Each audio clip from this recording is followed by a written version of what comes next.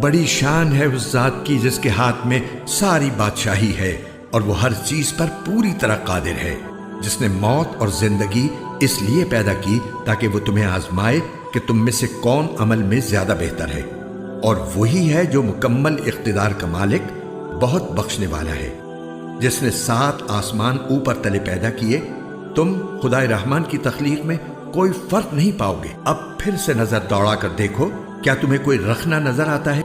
پھر بار بار نظر دوڑاؤ، نتیجہ یہی ہوگا کہ نظر تھک ہار کر نامراد لوٹ آئے گی۔